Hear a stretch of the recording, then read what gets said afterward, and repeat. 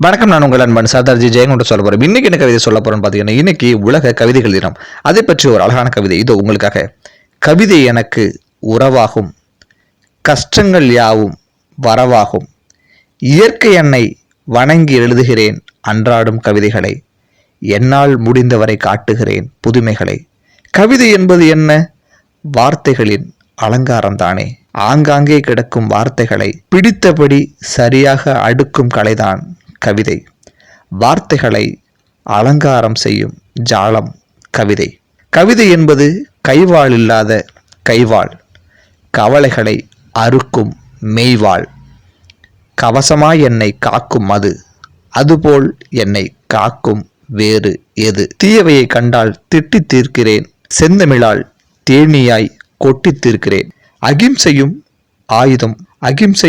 ஆயுதம் என் வார்த்தைகளுக்கு உண்டு. கோடான கோடி மக்களின் நான் தனி மனிதன்.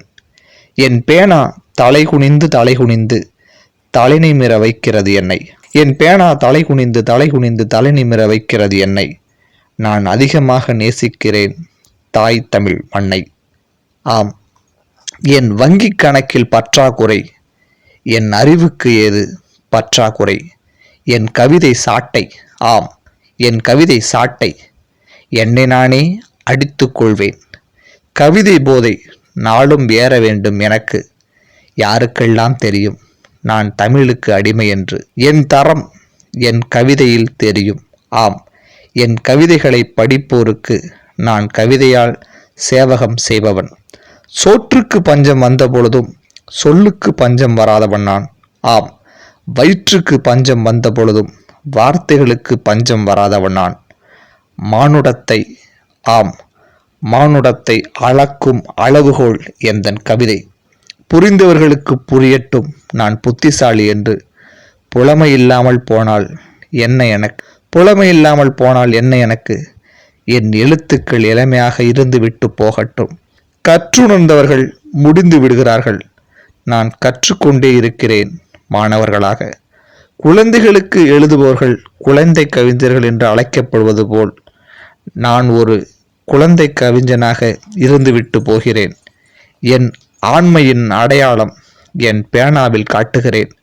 தெரிந்ததை எழுதுகிறேன். தெளிவாக இல்லாமல் போனால் பரவாயில்லை, என் பார்வை அவ்வளவுதான். எல்லோராலும் எப்படி ஒரே மாதிரி பார்க்க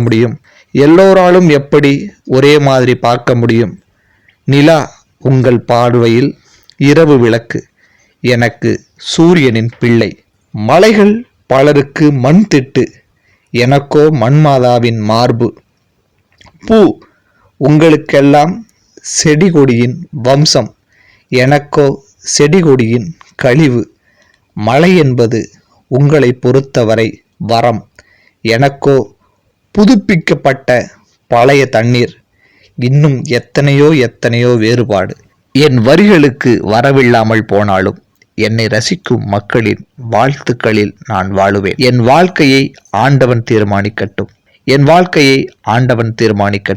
என் வரிகளை நல்ல வாசகர்கள் தீர்மானிக்கட்டும். அனைவருக்கும் இனிய உலக கவிதைகள் தின நல்வாழ்த்துக்கள்.